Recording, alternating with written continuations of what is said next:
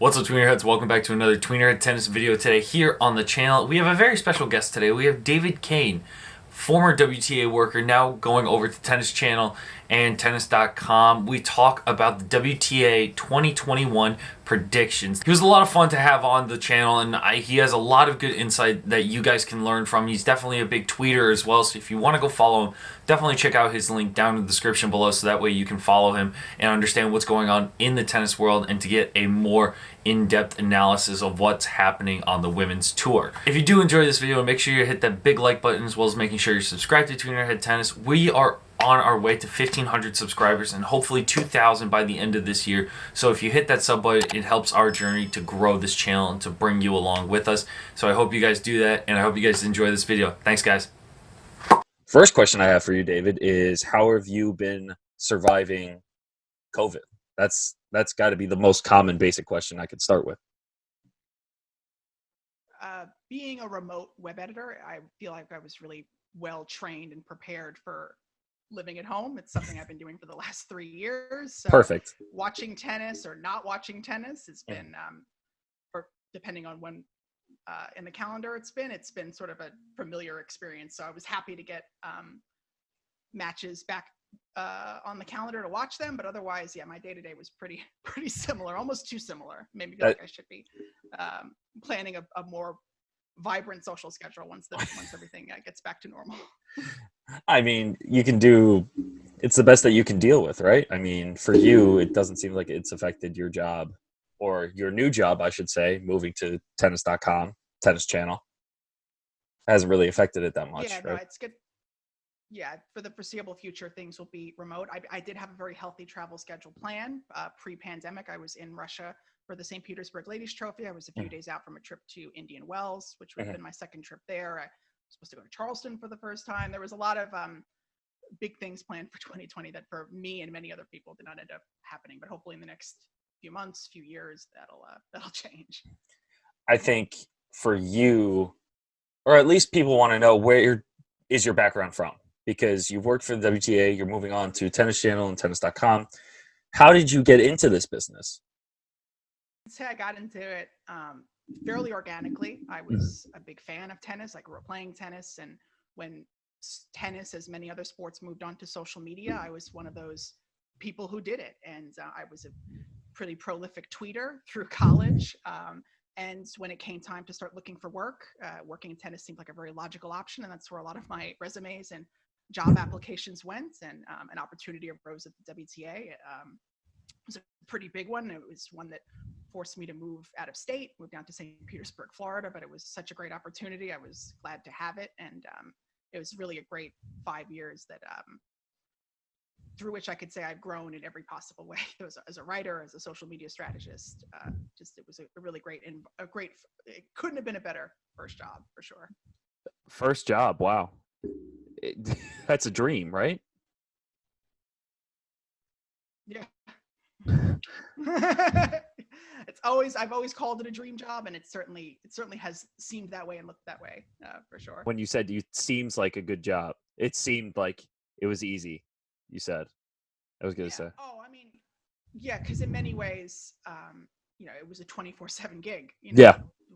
We worked when the matches were, and when the matches were, at 3:30 in the morning for the Australian Open final, or whether they were at 6 a.m. for the second round of the French Open in the middle of fall.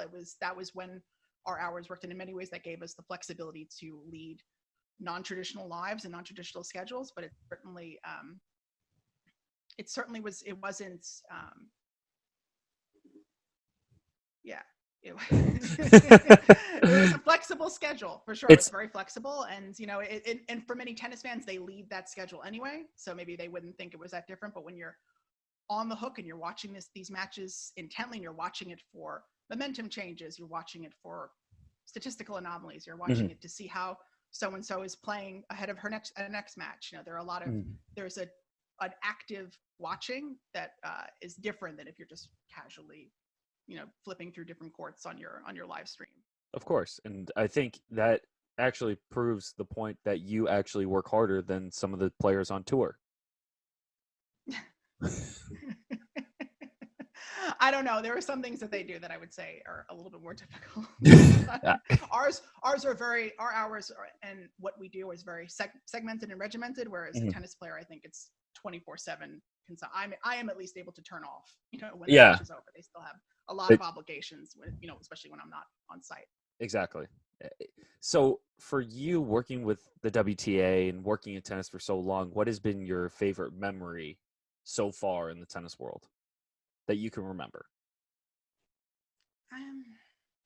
I would say just in general, it's the opportunity to build rapport with the players. I think you can't underestimate the importance of, for a player, having that friendly face, at the end of a match when they have to potentially answer tough questions, to see someone that they know isn't necessarily going to, take it easy on them and not, sugarcoat things, but they're also going to, tell their truth and tell their story as honestly as possible, that we're not out to get them. We're not out to misrepresent their narrative and their story. And so I think the more times I had that opportunity and the better I got to know a lot of the players, that certainly made the weeks and months here on my couch certainly made it worthwhile, getting to be on the road and getting to get to know these girls. Of course. And women. Women. Yes, of course. That's interesting you say that, because you build these personal relationships with players and you build this reputation of getting to know them, being familiar with them. Have you found it hard to ever keep the personal side separated from the professional side with some of the players, or do you find that easy for you to maintain? I think in many ways the players are still, I know them, but I don't know them. There are certain lines that I've never crossed in terms of, I don't ask personal questions. I ask questions about their careers, about their plans, simple stuff. There isn't a lot of, little small talk. If you're at the US Open, you're asking Karolina Pliskova what Broadway show she's going to see, and maybe you recommend that she see the SpongeBob musical, things like that. But it's certainly, I think it's been important to keep that barrier in a way between the personal and professional, because at the end of the day, I'm working with them. They're in many ways my colleagues, and they'll continue to be my colleagues for tennis.com. It's that relationship I don't think will change. There's certainly players who are easier to talk to than others for various and sundry reasons. Some just like to talk. Some have, been living in the States their whole lives if they weren't born here, and speak incredible English. There are many reasons, or they're just really comfortable with certain people. And so there are some relationships that are easier, but I would say that at the end of the day, they're the player and I'm the reporter or social media person, asking them to thank the fans and hopefully come to my next match on an Instagram story. Yeah, exactly. You're telling me you asked Pliskova to go see the SpongeBob musical? Well, she was going to go see Pretty Woman, the musical, and I hadn't heard great reviews. And so here's something I've seen twice and loved. You've seen the SpongeBob musical twice. The SpongeBob musical made me cry. It's what? Life. It had it came out after the auctions and was really almost ripping the headlines. Storyline very about acceptance and about understanding that people are different, not being suspicious of other people. It was highly enjoyable, and it wasn't a jukebox musical, and it wasn't like an adaptation of a movie. It was an original story, and so okay, fair. I appreciated it. No, I'll give you that. My sister ended up seeing it. She probably still went to go see Pretty Woman. So moving on to why I actually brought you on here is to talk about what we can look forward to in the 2021 season on the WTA side, because 2020 was a wild year. It's a year that we are expecting to put in the past, at least from the COVID perspective. In terms of the tennis perspective, it was really great to see all these players come together during a pandemic. Cross your fingers, yes. During a pandemic, to see all these players come together and play and participate, even during these tough times. So for you, who stood out the most in 2020, and who do you think who will be the best player in 2021? We'll start with that. It's tough. Who was the best player of 2020? Yes. I mean, I mean, when in tennis, and I think in both men's and women's tennis, but it's, at least from my perspective, I've always found it's easiest to make predictions when you have a lot of data, and that's something that we don't have a lot of coming off of 2020. You know, I would love to see how a lot of these players are playing in Abu Dhabi and in Melbourne's 1 and 2 to get a better sense, or of course, the ATP and Delray Beach, of course. But you know, obviously you can't underestimate how impressive Iga Swiatek was at the French Open. I was equally impressed by how Naomi Osaka won the US Open. I mean, it seems very obvious. Well, the two ladies who won the Grand Slams, those are the ones playing the best, and they'll continue to be amazing. But I think the way in which both Osaka and Swiatek won their Grand Slams does speak to a certain momentum and longevity that maybe it didn't feel like a flash in the pan. I mean, at least for Naomi, having won now 3 slams, you know that she's done it before, and coming into Australia, that she's also a tournament she's also won before. That's speaks positively about her. Iga Swiatek was very good at the Australian Open last year, made the 4th round and narrowly lost to Annette Kontaveit in the 4th round. So she could certainly play on all surfaces. She's a junior Wimbledon champion, so she's really shown her experience on all surfaces. Those two are at top of mind. Of course, the way Sonia Kenin backed up her Australian Open win and made a French Open final with a really convincing win over Petra Kvitova in the semifinals really impressed me. Petra Kvitova making a Grand Slam semifinal on clay also impressed me, I think. And those are just the players that we've seen in the last few months. There are players like Bianca Andreescu that we haven't seen in a year, who I would be very interested to see how she hits the ground running in January. She's been training in Dubai and seems to be having a lot of fun in her off season and seems to be ready to compete again. I'm looking forward to seeing that. And obviously, you can't underestimate Serena Williams. You know, it's going to be. There are so many elements and aspects going into this hard court season. I think we'll know a bit more, you know, right before the Australian Open. But right now, I think, at least looking back on 2020, there were a lot of outstanding performances. You gave me many names. You gave me many names for 2020. I gave you many names. Are you looking for one name, the most impressive performance of 2020? In my last video that I did, so wrapping up 2020 and giving out awards, my MVP of the season was Sofia Kenin. My most improved was Swiatek. Okay. Azarenka was my comeback player of the year. And then moving forward in 2021, I think the ones to look out for, well, I think who's going to win multiple Grand Slams is probably going to be Osaka. I think she'll win 2 Grand Slams next year. Okay. I think player of the year is such an interesting accolade. And I think what I like to think of it, you know, a lot of times it's, you know, the easiest way to determine it is who had the best year and who had the best results. But I think a lot of times I try to think of, like, when I think of that year, who will I think of? Like, in many ways, I think 2019, my player of the year was probably Andreescu, because it's just 2019, you remember the way she won that US Open. And I think similarly, I think I'm going to remember the way Naomi Osaka won the US Open. I think what's so fascinating about her growth and maturity is, I think, when you look at her as compared to an Andreescu or even a Serena Williams, I don't always get the sense that Naomi is a naturally competitive player or a naturally competitive person. And I think the way she has taken the reins on her life and her career and what she is passionate about and what she believes in, I think that has given her something to fight for and something to really, it gave her something to prove, you know, and I think that really focused her and helped her play phenomenal tennis in New York, even when Victoria Azarenka had that out of the gate fantastic start when she's up a set in 2-0, and you think, how can Osaka turn this around with a player who you don't think of as having a B game, who can really change things around, and really just took it to her. And by the end, there was no doubt that Osaka was lifting that trophy. I think she's never won multiple Grand Slams before, which is why in 1 year. So I part of why if you non-calendar year, she won the US Open and Australian Open back to back. The Serena Slam. That's the Serena half slam. Yes. So that's part of why maybe I am reticent on going all in on something like that. But I think, you know, she is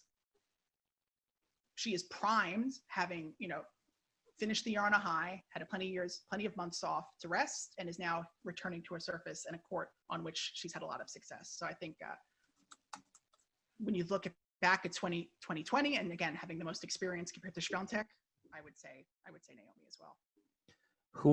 Who would you say is a player to watch out for that people don't necessarily know of in 2021? 2021. It's hard to say that now. Because I feel like in WTA, I just think in the WTA, in the broad sense of WTA, a lot of people know the top names. They know Serena Williams, they knew Sharapova, they now probably know Osaka, maybe Kenin. But for the ones that are maybe in the top 100 but haven't really made it out yet into the top 10 and have that breakthrough like Swiatek had this past year, do you have a name or names that you could throw out there that would have a good 2021 season? I mean, is Aryna Sabalenka a cop-out? Because she is a top 10 player, but she is not necessarily somebody that everybody, or certainly the fans who only watch Grand Slams, know. I mean, if you're only watching the Slams, you've maybe seen her match against Naomi in 2018. Yeah. I wouldn't say it's a cop-out. I think she's always been on the cusp of getting that big victory, because even when she played Azarenka and lost to her, was it this year or last year? I think it was this year in the U.S. Open. She lost to her in New York. Okay. Quickly, yeah. Yeah, that's what I mean. Like, I feel that Sabalenka hasn't even reached her peak level yet. And I was at the Connecticut Open when she won her first title, I believe, on tour. So it was like, we know her, but she's not there yet. Is that am I getting that right? I watched a lot of her. I watched a lot of her matches in Ostrava and Linz, and was very impressed not only by how she dug out of some of those really tough matches in Ostrava, but how well she played in Linz, how decisively she beat both Victoria Azarenka and Elise Mertens in those finals, and had a win over Jen Brady, which was a player who I thought was going to give her a bit more trouble, to beat her in straight sets as well. And I was most impressed by sort of her approach and her willingness to change things around. You know, she was very close with her coach, Dmitry Tursunov, through much of her rise, made the decision to continue on with her hitting partner, who she feels very comfortable with after having a trial arrangement with Dieter Kindelman. You know, I think is somebody who is not necessarily flying blind in the way that maybe you might think that she would be, just based on some of the results that she was having. It felt like a bit of deja vu from 2019 to 2020, having solid results and then not playing up to her top level at the Slams. I think there's still that mental block maybe still there in terms of major tournaments. She talked about how important they are in her own mind, and that may play into some of those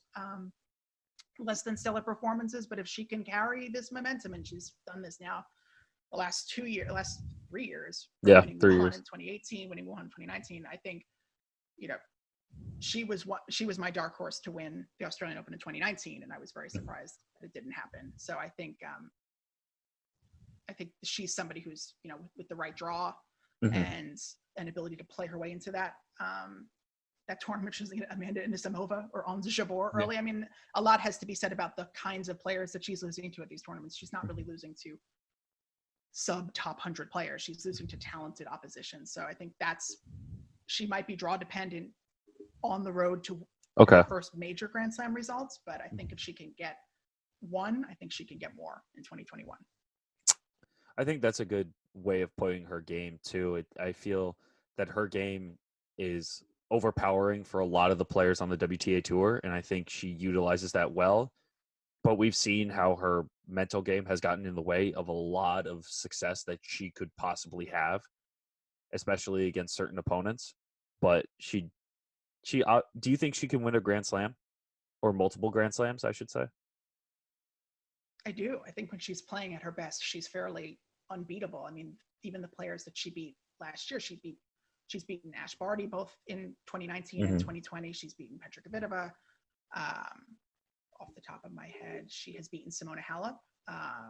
She has I don't think she's beaten Osaka, but she's beaten Azarenka. She's beaten Elise Mertens. She's beaten players that you would see at the later rounds of major tournaments. I think what struck me most, because I was curious about her watching her match against Ons Jabeur and how that one didn't work out. I thought she was going to talk more about that one, but it was really that match against Sara Sorribes Tormo and Ostrava, and how she had lost the first 10 games and really made a concerted effort to change her preparation, that she didn't want to have to come on court cold anymore, because what was happening is she would lose the first set of these matches because she wasn't adequately warmed up to her preference. She wins the second set, and then the third set, well, it's a bit of a toss-up, 50-50. Anyone could win at that point. And I think if she can, what we saw is her winning a lot of straight set matches in Linz, especially just, showing that she made a plan, she improved her preparation, and it immediately paid off. So I think, again, if that carries over into January, that remains to be seen. I like that. I like that summary, because it really does, especially the coming onto the court warm. I feel like not a lot of players understand what it feels like to come into a match cold. Because for me personally, I just played a tournament today, and when you aren't feeling it, you just feel down on yourself. So I like how I think that's a very good insight from you. Well done. Oh man, I borrowed it. I borrowed it from a Belarusian. What are the odds that a WTA player this year in 2021 will win 2 Grand Slams? 2 or more Grand Slams.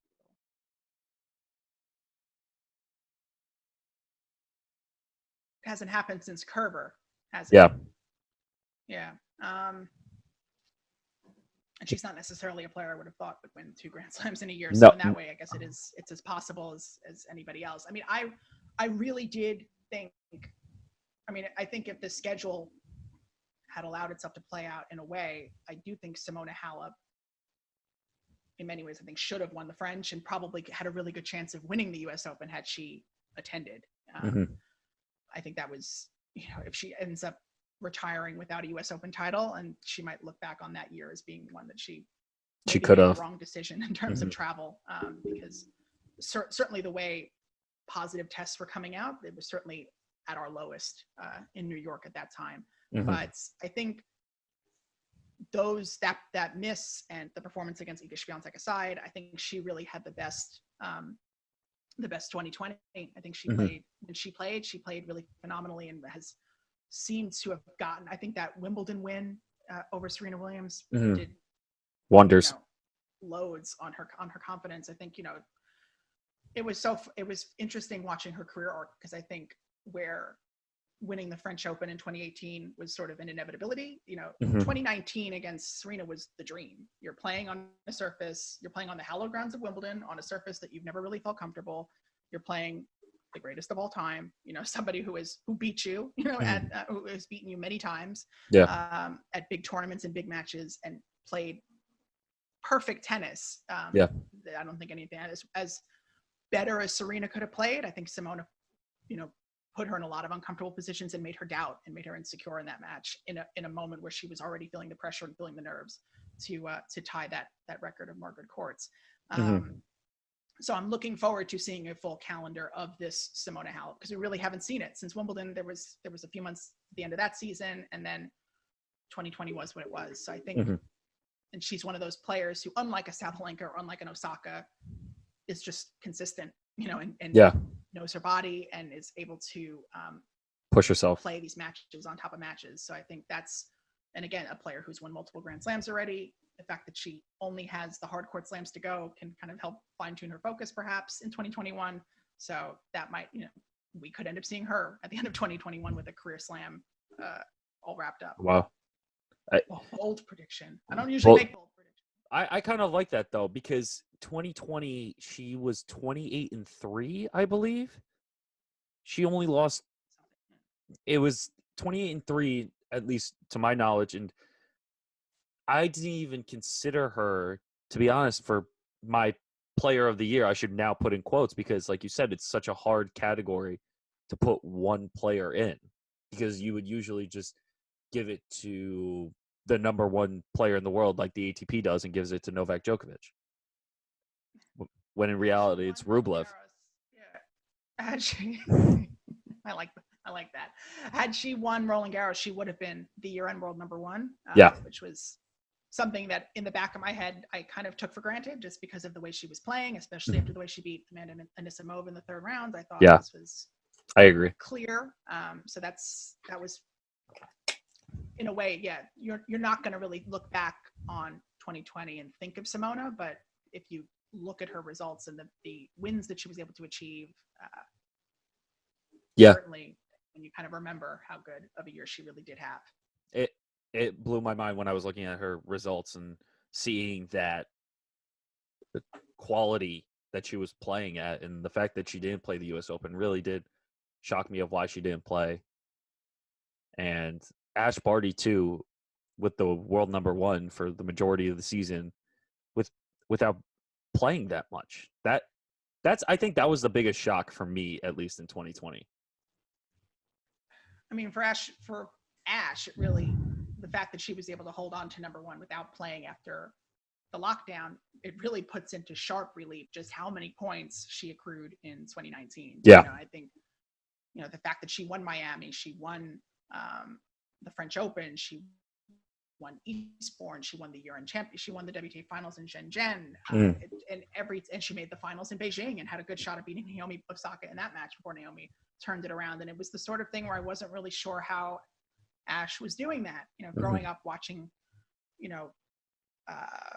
what Mary Carrillo would call big babe tennis. You're used to seeing players of a certain height and a certain power index, blow through a person or a player like a Barty, and the way she was able to come up with solutions and win a Grand Slam on probably her least favorite surface. And I wonder how she comes back, because in many ways the pandemic allowed her to have this sort of work-life balance that her first career was lacking. She was able to have a busy and successful 2019, and then got to really enjoy the benefits of that and got to spend time with her family and her friends, and efficiently locked down Australia, where to the point where she's able to go to sporting events and really kind of reap the benefits of being the hometown hero. So that might, and the way she played in Australia last year could certainly replicate that. What's really going to be interesting is to see the players who haven't played in a long time, or who have don't have that amount of match play that they're used to, seeing them play their way back into form and really start. And then especially once the rankings really start to shake up, because eventually those points are going to come off for everybody. And you might see a very different top 10 at the end of next year. I think since you've worked for the WTA and you've seen a lot of women's tennis in your life so far, I think one question that I get a lot is, at least from my perspective, how come the women don't have a consistent number one, or why don't they have a consistent top 10? Why is there not one dominant player? And I wanted to get your opinion on that, because kind of moving aside from 2021, like I always do, make a tangent. Why do you think the WTA doesn't have that consistent top 10 like the men seems to have almost every year with Roger, Novak, Rafa? I mean, I would say we have a fairly consistent top 8. If you look from the WTA finals from year to year, it's not too different. Yeah. I think the consistency is, the baseline consistency is pretty similar to the ATP, maybe in some ways even more than the ATP. I think it's just, as you said, the peaks, the players who are peaking more often, maybe a little bit different.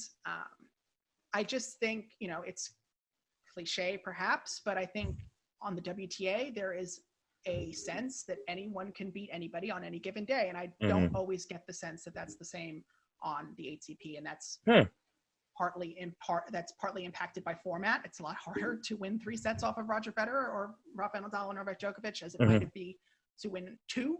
And I think it's just, when you have this sort of caste system, it could start to feel like it might be harder to break through, which is why I am looking forward to seeing this next generation of players coming up, because I don't think they have necessarily, you would hope, that same reverence and that same barrier, talk about a personal professional barrier, that same barrier between them and the top players. Whereas I think, Serena Williams came into these finals, these last 4 finals, since she had Olympia, and a lot of people wouldn't have given, ATP equivalents and chance of not winning those matches. And I think, you came up against quality top 10, top 15 opposition all 4 times in Kerber, Andreescu, Osaka, and Halep, who believed that they could win, who stepped into the court, who made Serena doubt and made her insecure on key points, and were able to walk away with, and in that sense, you had 4 different Grand Slam champions. And is that a less entertaining product? I don't necessarily think so, because if you're only a fan of, or rather, if you're a tennis fan, that's 4 more opportunities to get into the sport. You may be drawn in by the way Andreescu hits the ball, the way Osaka hits the ball, the way Halep hits the ball, or the way Kerber hits the ball. I think there is variety, and I think if you're trying to attract new fans, I think that might be, it's tough. It could be a more efficient strategy. Well, for me, I say tough. Sorry for interrupting, but I say tough sometimes because, especially with American sports, you have such a variety of sports that people follow. So when they go to tennis, if it's not Serena Williams, there's Coco Gauff. But as like the staple for American tennis now, at least in terms of the next great American, even though Kennan's won a slam and Anisimova made the semifinals of the French last year. I think that's ostensibly more just it's kind of an American sport problem, but as you said, you have players like Anisimova and Kenin, and then you kind of have to then diagnose it as an Americans succeeding on American soil problem. Whereas I think, yes, as amazing as Sonia Kenin winning her first Grand Slam is, and I am confident that she'll win again based on how she played in 2020 subsequent to winning that major title. She won it at 5:30 in the morning on the East Coast, so I think that's tough, and for most people who aren't getting paid to be up to watch that match. I certainly wouldn't have been had I not been. And the same thing with Anisimova. She was playing her matches at 5 in the morning in Paris. And I think had Anisimova won the French Open, it might have been a little bit different just based on who she is and the way how close she was to winning that title. I think it may have been a little bit different because she was in Europe, at least. I think Australia is just so tough. But had either of them won Wimbledon or the US Open, I would hope we wouldn't still be talking about the problem of American tennis. Yeah. I think at that point we'd be saying that we have a reigning champion. I think that would be a different story. Totally. I completely agree. I got 2 more questions for you, and then I'll let you go. 1, will Serena win another slam? And 2, who will end 2021 as the number 1 player in the world on the WTA? Let's start with Serena first. I mean, just statistically speaking, Serena's put herself in 4 major finals since having a baby, has played some really phenomenal matches against top 10 players. I think of the way she beat Alina Svitolina at the US Open semifinal, the way she beat Halep in Australia. And you would just think that they're just based on, as you said, the lack of a dominant core of people consistently making Grand Slam finals, that she will eventually run into somebody who may be overawed by the occasion, or finally she will step up and play the tennis that we know that she's capable of playing. The good news, I think, if you're Serena, is that you can feel like you certainly could have played all 4 of those Grand Slams better. You could have served a lot better against Naomi or Bianca. You could have changed up your shot selection in 2019 against Halep, and then against Kerber, she had just come back. So, I mean, and she throws it out. She doesn't really count that one in the same way that she counts the other 3. And I might be inclined to do the same as well. I mean, certainly she looks so different than she did then as compared to now. And I think she looks in good shape. I think coming to Australia, which has always been a very successful tournament for her, running against 2 really on fire inspired opponents in Pliskova and Wang Chung in the last 2 years, I think, to bet against Serena is certainly to your peril. So I would be surprised if Serena retires before winning the 2 requisite slams to break the market court record, which is its own can of worms that she's really, as far as I'm concerned, she's the greatest of all time. I think that's, I agree. There's a lot involved in that record that we can talk about, but I don't think that Serena's going to give up. And so I think I would be very surprised if she retires with just her 23. I think that Grand Slam champion. Exactly. I think that's kind of like the same question, or that's equivalent to Roger winning another slam before he retires, because it seems like he's getting closer and closer with the surgeries and just getting up there in age compared to Rafa and Novak. It seems like I would be surprised if he retires without winning one more. And it's kind of what you just said. Serena, it seems inevitable for her to win another Grand Slam before she retires. I don't know if you've ever heard this about Novak, or rather Roger and Rafa, but do you ever get the sense that they might want to retire together? Ooh.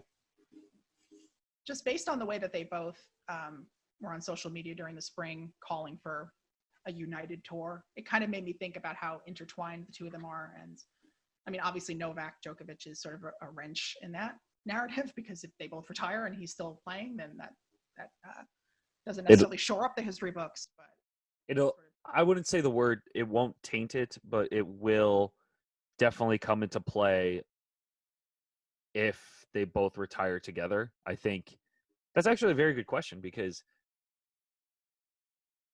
without Rafa, there's no Roger. Without Roger, there's no kind of Rafa sense. There's that rivalry that everyone knows, that all sports fans seem to know.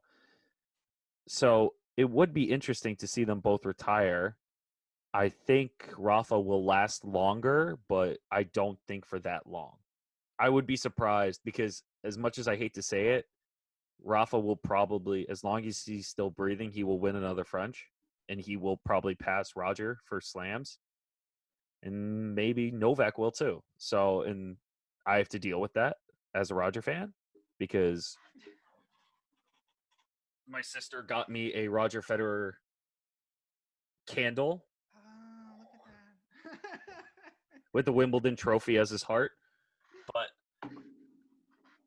But I would be shocked if they both retired, to be honest. I mean, even just retire, if they ever retired, period. I mean, Exactly. Like we've been talking about a lot of players retiring for what seems like a decade. So that's its own. That's its own story. As long as they're healthy, as long as they're capable of making it deep in these tournaments, I don't see. I mean, I think you see a lot of players retiring once they can no longer make it into Grand Slam main draws. Mm-hmm. So I think that's just the way that the tour has evolved and the way the schedule has evolved. So that's, as long as you're capable and you can still do it, why would you stop? Especially, at 30, Exactly. It's just so. It doesn't seem like age matters anymore, to be honest with them, because they're past. I think Roger's 38 now. Rafa's 34. Novak's, as far as I'm concerned, 30. they're in their early hundreds. It's just. When I think about it, I've been watching tennis. As long as I've been watching tennis, Roger Federer has been winning slams. Yeah. I started watching tennis in 2003, and so, or full time in 2003. So that's just, I don't know a sport without Roger, Rafa, Venus, Serena, etc. So just when they do retire, if they retire, it's really gonna take me by surprise. It will. I have to think. I can't imagine that. That's tough. But to answer your second, to go back to the WTA, who do you think will end 2021 as the number one player? I'm putting you on the spot because I need you to make another bold prediction for me. It's hard because you want to just it's the kind of thing where it comes down to the wire a lot of times. Yeah. Even with this most recent decision, it comes down to that, how Simona performed in the French Open. But if you think of the players who have been the most consistent at the biggest tournaments over the last 2 years, it would be a race between Halep and Barty. There are data points on Halep right now, so I think you would have to give the edge to her. She's certainly in position to take the number one ranking back from Ash Barty. She has fewer points to defend. I'm not clear on when these things are dropping off. But 2 years. performed, not as well in the spring of 2019 as compared to Barty when you think about her Miami title, when you think about her French Open title. Mm-hmm. I mean, yeah, Barty certainly, I mean, right under the wire. I mean, those points are right about to drop off. Exactly. I mean, It's she all played really well to start the year. Yeah. Just got that maximum amount of points, and that those talk about the record book. So that's something that's going to count when you look back on how many weeks certain players are ranked number one. I wonder how much that discussion is going to be played. I'm somebody who would rather have suspended the stats because I feel like right now it just seems too wacky, at least for the time until the rankings kind of get back to normal. But I think, you know, in all fairness, she did have a phenomenal 2019, and that ended up, you know, reaping significantly more benefits than maybe even she expected. But I think a lot of questions, I mean, it's hard to say that, you know, a lot of questions will be answered in January and February, but I do think it's going to set the tone. And I think we've never experienced players coming back from a pandemic before. So that's going to, who comes through mentally of who's been, you know, I was playing so well and then I couldn't play for 10 months and now I'm back and I'm not where I wanted to be. And that journey of getting back to your best, you know, I think it's certainly going to benefit the players who were already on tour more. Players who played the most tournaments, who are used to the protocols and the safety measures. So I think that's those players who don't have to necessarily hit the ground running in terms of changing their preparation will certainly benefit them. Yeah, I think it would be between the two of them. But of course, if Naomi Osaka's out there winning multiple majors, I guess I hope it's her. And another one to watch out for maybe would be even Kenin, because the way Kenin was able to get really consistent results across surface. That would be great. That he won a second title. It was an ugly win that week in Lyon. It was a lot of long, tough matches against players who maybe she shouldn't have been struggling against, but she came home with the title there and really bared up very well after a tough sort of readjustment in Cincinnati, a little bit of the US Open. Although she did play well at the US Open, just sort of ran out of gas a little bit against Elise Mertens, but then kind of righted the ship. In Paris, again, through really tough matches, you know, the number one ranking benefits the players who are going to win a lot of those scrappy matches. And those are the three players who I would think are most capable of battling through matches where you think, set in 4-3, she might not pull it through. And they do winning 6-2, 6-3 in the third. So. Exactly. So with your three, if I was to put it in an order, I would do Kenin, Barty, Halep from 1 to 3. In my opinion, for a bold prediction, because I think 2021 would be the year of not changing of the guard, but just a different look on the WTA.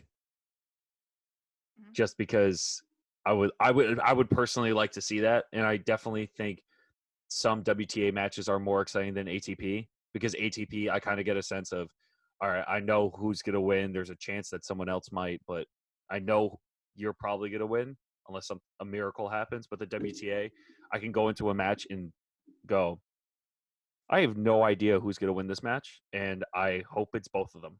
So I hope I can see that this year for the 2021 season. Yeah, I mean, it's certainly how I felt watching that French Open final. I was very sad that somebody had to lose, because I felt especially in that first set, they both played really well. And the fact that, you know, Iga Swiatek was able to win so convincingly in the end just spoke to how well she played that fortnight, and certainly deserved it. But yeah, I think there's a lot of those matches, and there are a lot of those players on the tour who are just prime. You know, they're right at a good age. They have a good amount of experience. That a lot of them can potentially break through in a way that it might still take another year and a half, maybe 2 years for your Yonex Sinners and your Denis Shapovalovs to start breaking through on it. Exactly.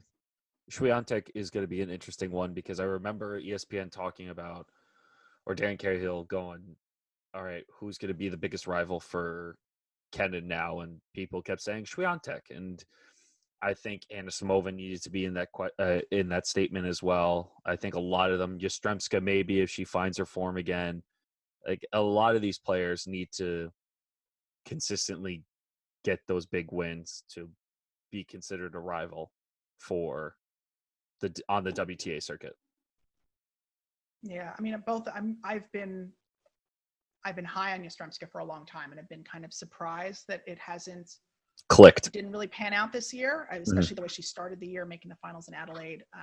Again, with Anisimova, it's kind of crazy to think that she could have been the 2019 French Open champion. Like, she was the way that she was so close to beating She was Barty. playing so great.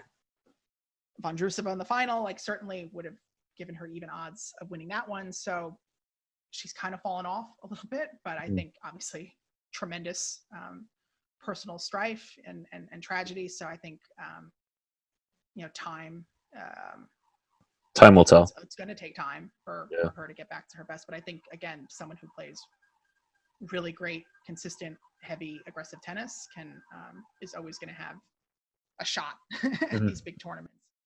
I agree. Yastremska also had some off-court blunders, I would say, on social media, but we don't have to get into that. She started the year really well. Yes. In all ways, on the court and off. Yes, and then it didn't. But that happens. That's the only way I can put that. But David, I really appreciate you taking time out of your day to come talk to me and talk to everyone here that's listening. I really appreciate it. You have a lot of wonderful insight, and I would definitely recommend you guys following him on Twitter. He has a lot of insightful and fun things to say. So it's DK Tennis, DKTNNS on Twitter. Is there anything else that they should follow for you? It's DK Tennis on all platforms, and by all platforms I mean Twitter and Instagram. I think it's a 550. A big 550 on Instagram. But it's really Twitter's the main event. So Twitter's the main event, right? He's got the verified check mark. He's got over 1,000 followers. He's the real deal, guys. He's the real deal. But I really appreciate it, David. Thank you so much for coming on. Thank you. Cheers. Cheers.